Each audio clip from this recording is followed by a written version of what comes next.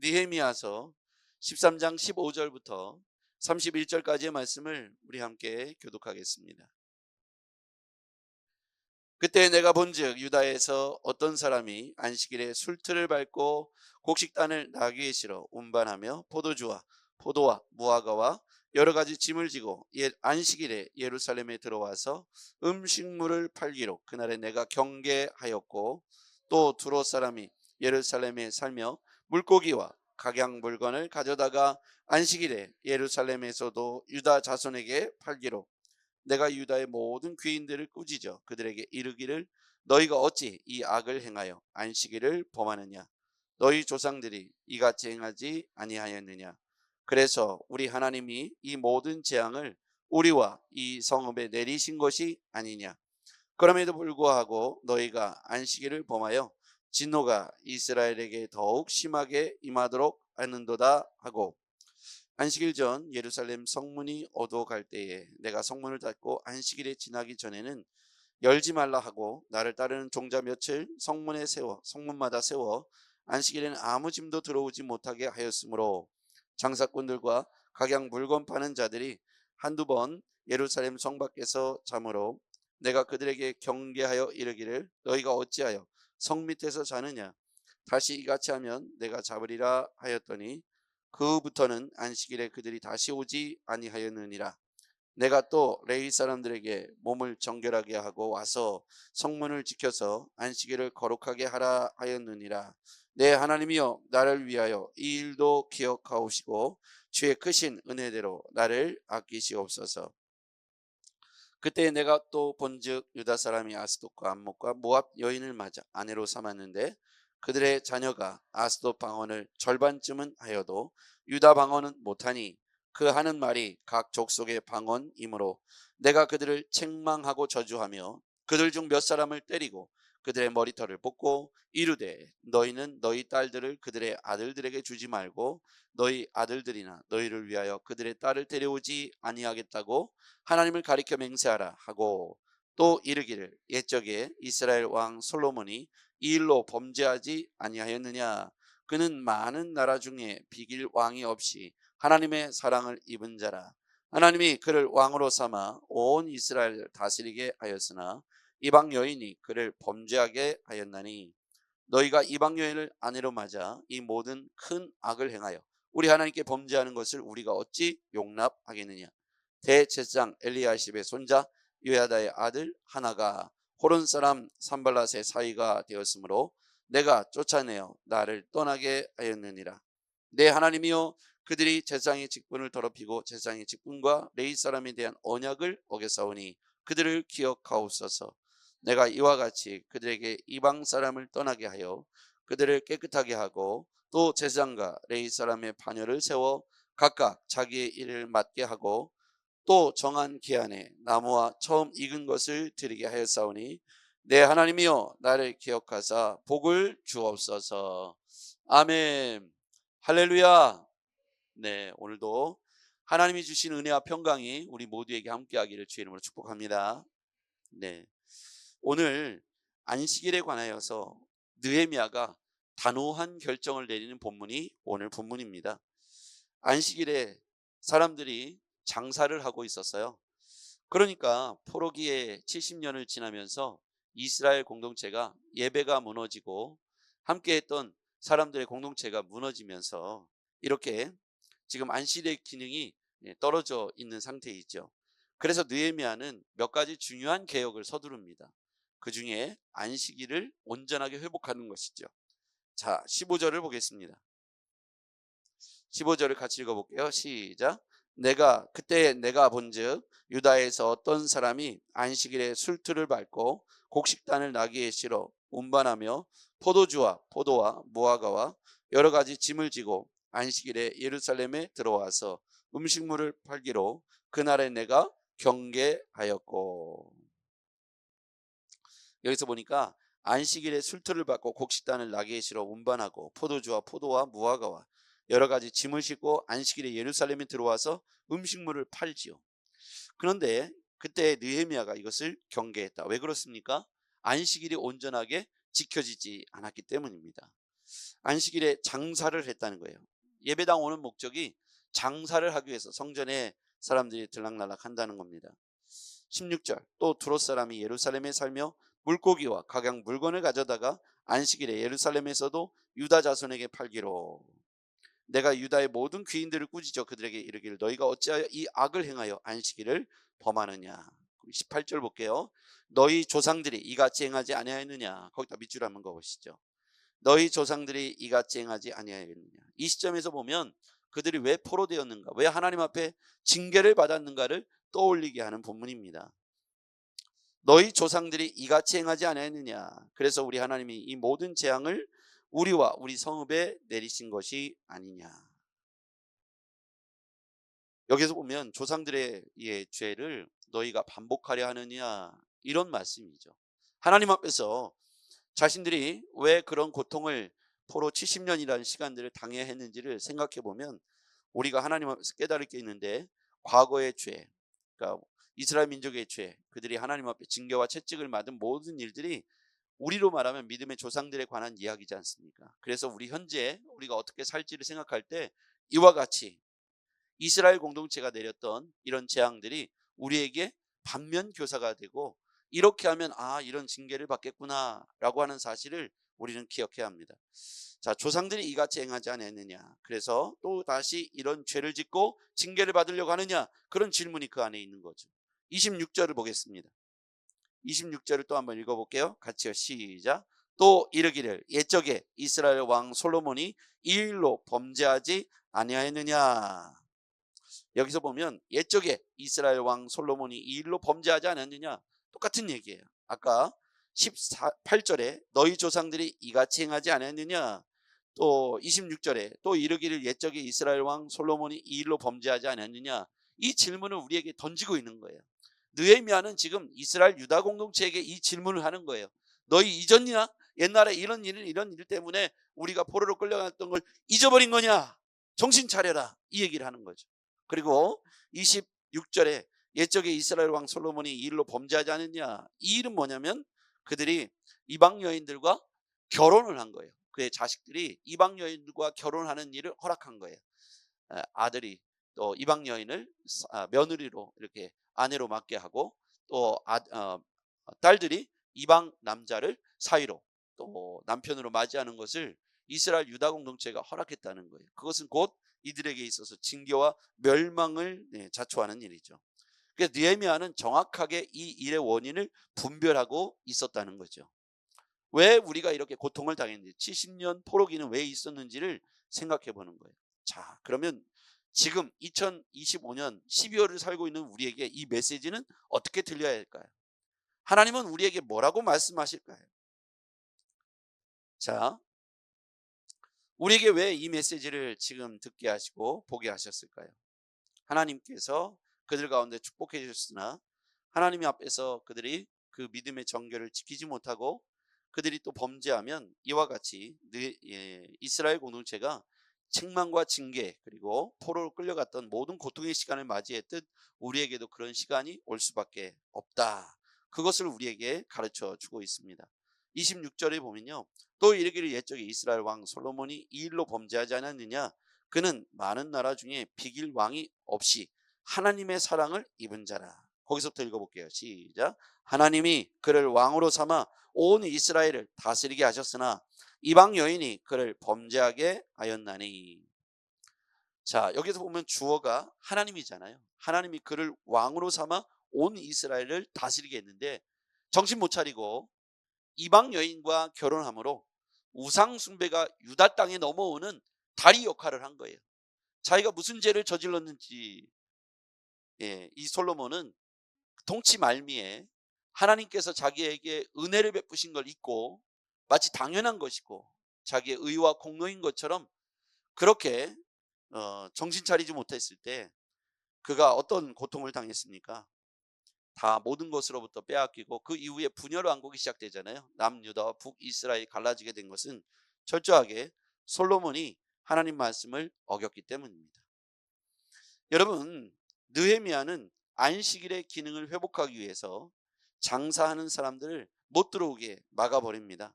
안식일 전에는 안식일이 지나기 전에는 문을 열지 말라. 장사하는 사람들을 아예 막아버리죠. 원천적으로. 19절 말씀 보겠습니다. 읽어볼게요. 시작. 안식일 전 예루살렘 성문이 어두워갈 때에 내가 성문을 닫고 안식일이 지나기 전에는 열지 말라 하고 나를 따르는 종자 몇을 성문마다 세워 안식일에는 아무 짐도 들어오지 못하게 하였으므로. 안식일 전에는 어떤 것도 들어오지 못하게 했다는 거예요. 그러니까 안식일이 지난 뒤에 그 성문 안으로 들어오게 했다는 거예요. 안식일 날 장사하지 못하도록 하기 위해서 근원적으로 막았다는 겁니다. 느헤미야는 왜 이렇게 단호할까요? 어떻게 보면 사람들의 생활이 불편할 만큼 너무너무 단호한 거죠. 그랬더니 아무 짐도 들어오지 못하니까 사람들이 어떻게 합니까? 20절. 그래도 희망을 걸고 20절 시작. 장사꾼들과 각양 물건 파는 자들이 한두 번 예루살렘 성 밖에서 잠으로 그 밖에서 자는 거예요. 또다시 문이 열릴 걸 기대하고 또 밖에서 자는 거죠. 에이 그래도 언젠가 문을 열어주겠지. 한두 번 하다 말겠지. 여기 보면 한두 번이라고 돼 있잖아요. 한두 번 예루살렘 성 밖에서 잠으로. 여러분 여기에 우리가 어떤 일을 결정하고 무언가 죄를 멀리하고 하나님 앞에서 내가 결단했을 때 한두 번 갖고 됩니까? 사탄은요 끊임없이 우리가 한두 번만에 멈추기를 바라고요. 우리가 틈바구니만 보이면 다시 원래대로 돌아가 우리를 범죄하고 넘어뜨리려고 하는 속성이 사단에게 있다는 것을 우리는 잊지 말아야 하겠습니다. 여러분 느헤미야가 왜 이렇게까지 단호하게 사람들이 밖에서 자는데도 문을 안 열어주고 장사치들을 못 들어오게 했을까요? 왜 그랬습니까? 옛적에 너희 조상들이 이같이 행하지 아니하였느냐? 그러면 또 우리가 옛날로 돌아가서 다시 포로가 되는 것이 온당하냐? 지도자는 큰 틀을 생각해서 한두 번 용납해 줄 수는 있겠죠. 몇 사람 해줄 수는 있겠죠. 그런데 그것이 하나님께 죄가 되고 그것으로 말미암아 이스라엘 가운데 또다시 재앙이 올 것이 뻔하니까 느헤미야는 지혜로웠던 거예요. 과거에 있었던 일을 얘기하는 거죠. 너희들 솔로몬에 있었던 일을 까마득하게 잊은 거냐. 그때 어떻게 됐느냐. 하나님이 왕으로 세워서 모든 나라를 다스리게 했는데 마치 자기의 공로인 것처럼 착각을 해서 이제는 그렇게 해도 되겠지 하며 이방인들과 결혼을 하고 이방인의 딸들 자기 후궁으로 삼았던 이 솔로몬의 잘못된 악행이 이스라엘 유다 공동체 전체를 고통에 빠뜨리고 하나님의 징계와 하나님의 책망을 받도록 했던 일을 잊어버렸느냐.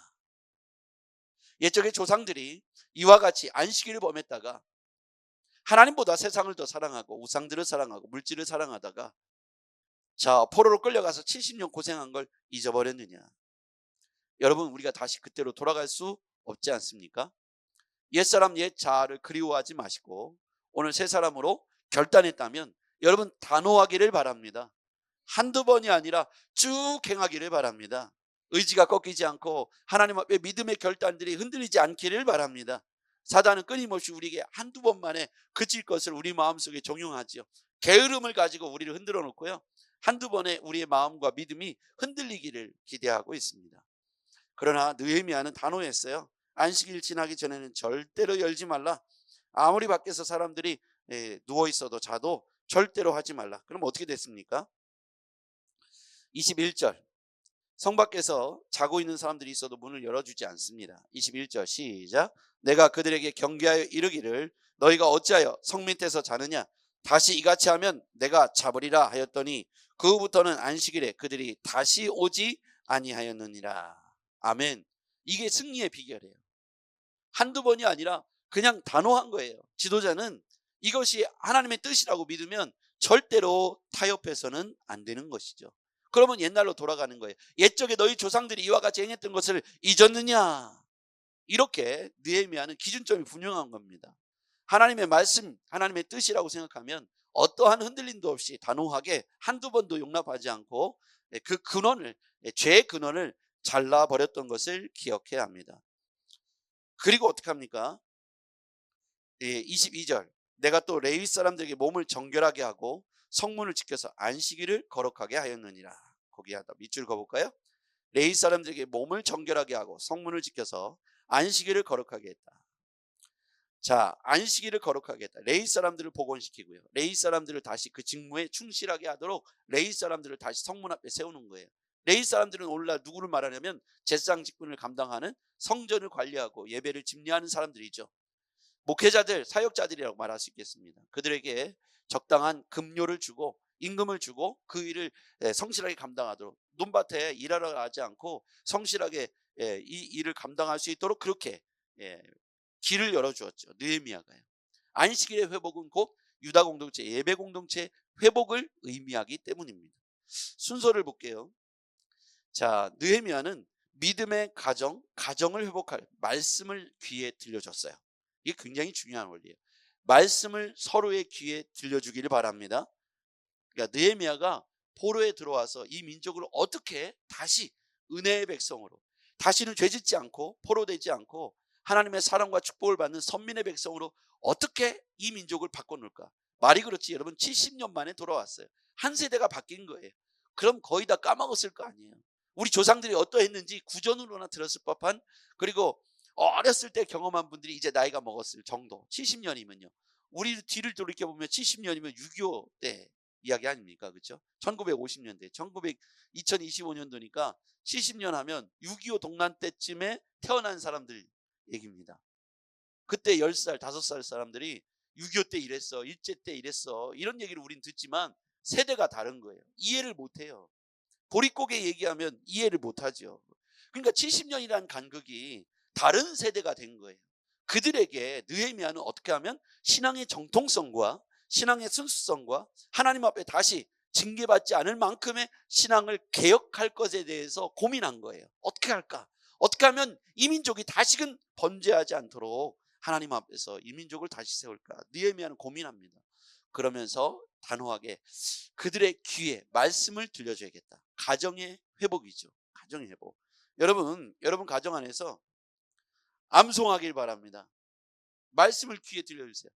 이게 말씀을 이제 20대 때는 이걸 막 외울 수 있었는데, 저도 지금 이렇게 외우고 뒤를 돌아서 일주일만 지나면 보라 새 것이 되었도다. 네. 그래서 우리는 이 말씀을 자꾸 읽고 묵상하고, 보이는 데 붙여놓고 묵상하고. 우리 왜 저는 그랬던 것 같아요. 고등학교 중학교 다닐 때 사전 들고 다니고 버스 안에서도 사전을 보고 옥편을 보고 그거를 막 외우려고 또 뭔가를 암송할 수 있더라고요. 암기장을 만들어서 그걸 암송하고 막 그랬던 것 같아요. 그때는 영어 공부한다고 그랬는데, 여러분 우리가 이렇게 말씀을, 이렇게 성경을 그날 암송하고 귀에 들려지는 건 굉장히 중요한 메시지가 있죠. 여러분 기도할 때 기도가 달라져요. 말씀을 암송하면. 그리고 누군가와 대화할 때 대화가 달라집니다. 네.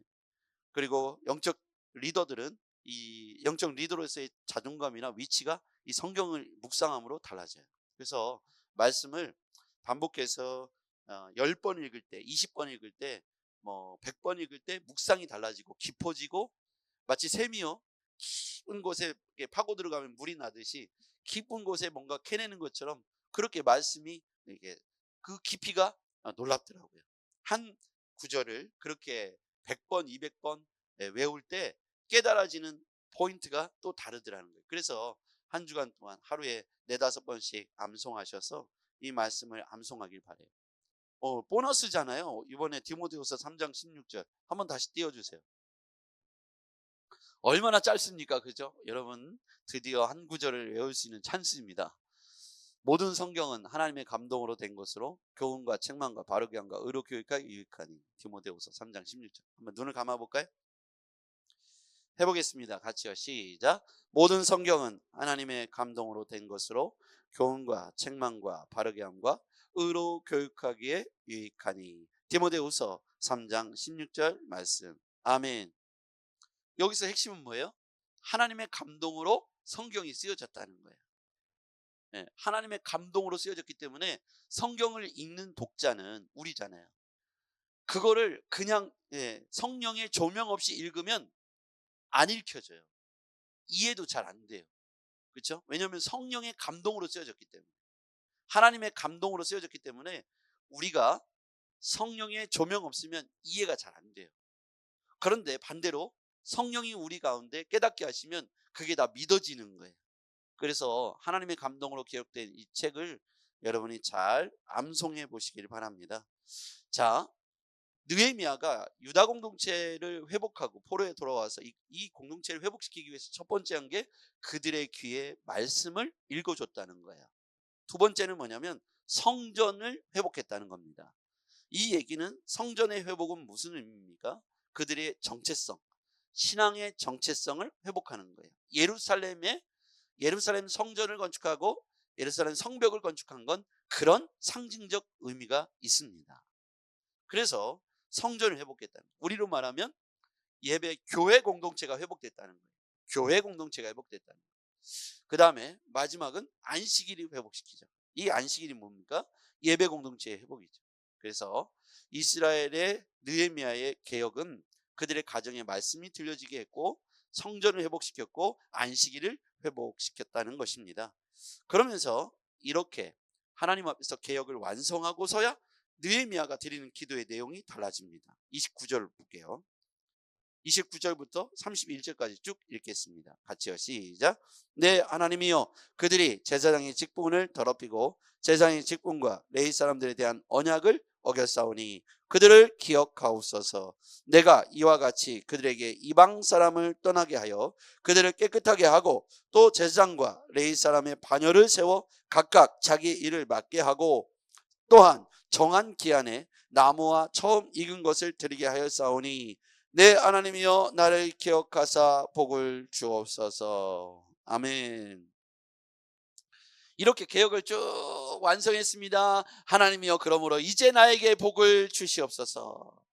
제가 하나님 앞에 마땅히 해야 할 중요한 일들을 완수했습니다. 하나님 그러니 저에게 복을 주시옵소서. 자, 이 느헤미야가 얼마나 이 기도가 멋있습니까? 여러분, 그러므로 우리가 하나님 앞에 복을 받을 만한 기준과 명분과 그런 일들을 행해야 하겠습니다. 하나님 복 주시기에 합당한 삶은 뭡니까? 우리 신앙을 개혁하는 거예요. 우리 신앙을 개혁하는 거예요. 어떻게 해요? 귀에 말씀이 들려지기를 바랍니다. 교회 공동체 안으로 들어오십시오. 교회 공동체, 예루살렘 성전의 회복이에요. 안식일을 지키십시오. 예배 공동체의 회복입니다. 그래서 우리의 신앙이 여기로부터 출발되는 거예요. 말씀이 회복되고 예배가 회복되고 은혜가 있는 교회 공동체가 회복될 때, 여러분이 교회의 한 멤버가 될 때 여러분이 느헤미야와 같은 기도를 드릴 수 있습니다. 오 하나님이여 나를 기억하사 복을 주옵소서. 그냥 어쩌다 얻어 걸린 인생이 아닙니다. 하나님은 실수가 없으세요. 여러분을 부르실 때는 분명한 이유와 목적이 있습니다. 각자를 형상도 다르게 하고 특기도 다르게 하고 은사도 다르게 하고 감정도 다르게 했어요. 그 이유가 있습니다. 누구든지 탁월한 존재, 조금 본인이 볼 때 미흡한 존재라고 여길지 모르지만 하나님이 보는 시선은 각각이 탁월한 거예요. 할렐루야. 우리가 볼 때는 아무개와 아무개는 좀 이런 차이가 있어 라고 볼 때 그거는 다른 얘기예요. 여러분 생각해 보세요. 제가 저희 아들 둘이 있잖아요. 그리고 여기 청년들도 있고 온 세상에 청년들이 많잖아요. 그러면 다른 사람이 저희 아들 둘을 바라보는 시선과 제가 바라보는 시선은 다를 거예요. 그렇지 않을까요? 부모니까요. 각각 잘났든 못났든. 그런데 그들 자신은, 그 아이들 자신은 나는 이게 부족해, 나는 쟤보다 못해 이렇게 생각할지 모르지만 부모 입장에서는 한 렌즈로 보는 거예요. 누구와 비교하는 게 아니라 절대적인 렌즈로 보는 거예요. 하나님이 우리를 보실 때 아무개와 비교해서 우리를 평가하지 않습니다. 하나님이 아무개 집사와 아무개 집사를 비교해서 부르신 게 아니에요. 하나님은 일방적으로 한 사람을, 우리를 보고 계세요. 하나님의 시선은 특별한 시선으로 우리를 사랑이라고 하는, 은혜라고 하는 관점에서 우리를 기대하고 보고 계십니다. 우리를 보실 때 아무개를 보면서 우리를 보지 않고 우리 한 사람만 보고 있다면 우리는 세상에서 가장 존귀한 존재임을 잊지 마시길 바랍니다. 그래서 우리 각자를 향한 하나님의 기대치가 있습니다. 그래서 우리는, 저도 여러분도 생각해 보면 우리는 누구와 비교할 때 우울해지잖아요. 여러분 그렇지 않을까요? 여러분이 직장을 다니거나 사업을 할 때, 사업을 하는 어떤 회사와 비교될 수도 있고요, 이웃집과 비교될 수도 있고, 형제 간에 비교될 수도 있고 교회 안에서 비교감을 느낄 수도 있어요. 그러나 하나님의 관점은 그 비교치에 있지 않고 절대적으로 우리 한 사람을 포커스하고 있다는 사실이에요. 다른 사람이 보는 눈으로 나를 보지 마세요. 다른 사람의 시선으로 나를 바라보면 나는 평가절하되는 거예요. 하나님의 시선으로 우리를 바라보면 우리는 절대적인 존재가 되는 거예요. 각 사람 한 사람. 저는 여러분. 각자에게 몫이 있고 달란트가 있어요. 그게 1달란트이든 2달란트이든 5달란트이든 중요하지 않습니다. 하나님은 각각 물으실 거예요. 그러니까 각각 받은 대로 하나님 앞에 멋지게 복의 사람 되었으면 좋겠습니다. 그러려면 신앙개혁을 할 때입니다. 느헤미야 같이. 옛적에 너희 조상들이 했던 일을 잊었느냐? 솔로몬이 하나님이 주셨던 복을 잊고 이방 여인과 결혼했을 때 어떻게 되었는지를 잊었느냐? 이 말씀이 오늘 하나님의 음성이에요. 여러분, 이스라엘 백성들이 행한 모든 악행을 우리는 끊어야 합니다. 우리는 이제 지금부터 다시 신앙개혁을 해야 돼요. 지금 한국교회가 부흥했던 시기를 지나서 약간 이렇게 정체되는 시기 갖고 있어요. 현상들이 있죠.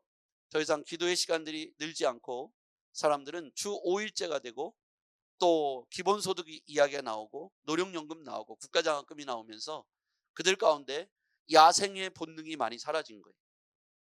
옛날에 철야기도 하고 금식기도 했던 사람들의 내용은 주로 이런 것이었죠. 하나님, 우리 자식이 대학을 가야 되는데 돈이 없어요. 하나님, 우리 부모님이 예수를 믿지 않아요. 하나님, 이 민족이 예수를 믿게 해주세요. 하나님, 저에게 장차 이렇게 될 수 있는 길을 열어주세요. 하나님, 저에게 대학 등록금을 주세요. 그 모든 것들이 국가에서 해결해 주는 순간 우린 야성을 잃어버린 것처럼 더 이상 기도하지 않고 우리가 이제 세상에 어떤 방법으로 어떻게 살 것인가에 대해서 고민하면서 우리가 가져야 할 이 야성의 본능, 기도의 본능, 영성의 본능, 야성들이 많이 사라졌다는 것이죠. 그러면 위기가 기회라고 했다면 지금 우리에게 이 기회를 맞이하려면 교회는 어떻게 될까요? 오히려 야성을 회복하는 일에 본질적으로 돌아가야겠습니다. 이스라엘 영적 유다 공동체, 신앙 공동체, 초대교회 교인들, 예수님 당시의 제자들은 어떻게 했느냐가 원형이겠죠. 그렇죠? 예수님 당시에 어떻게 했느냐가 원형이잖아요. 저 미국에 있는 교회, 저 100년 전에 어떤 교회가 우리의 원형은 아니잖아요. 우리의 원형은 성경 속에 등장하는 예수님의 말씀이고 예수님의 제자들, 성령 받고 변화된 이후의 제자들이 우리의 원형이 돼야 되는 거예요. 그러면 답은 뻔하죠. 그렇죠? 하나님이 우리에게 무엇을 회복하라고 하시는지, 무엇을 다시 신앙 개혁하라고 하시는지, 말씀이 귀에 들려지길 바랍니다. 다시 교회로 모이시기를 바랍니다. 다시 안식일을 지켜 예배가 회복되기를 바랍니다. 이것이 느헤미야가 했던 그 시대, 구약 시대의 개혁이었고 지금도 동일해요. 우리가 하나님 앞에서 무엇을 회복할지 이 기회를 놓치지 마시길 바랍니다. 저는 그래서 지금 우리 교회가 부흥하기에 딱 좋은 때라고 생각합니다. 왜냐하면 이렇게 뜨겁게 기도하는 공동체가 많이 사라졌기 때문에 깨어있는 하나님이 부르신 사람들이 지금 길바닥에 나앉아 있는 거예요.